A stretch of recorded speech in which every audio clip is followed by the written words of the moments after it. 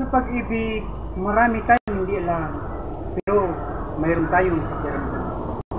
Kaya kapag alam nang wala ng pag-asa, huwag mo nang ipilit pa kung wala naman talaga.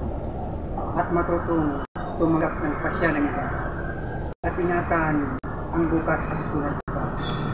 Kapag alam mo na, lumayo ka na at huwag mong ipilit pa.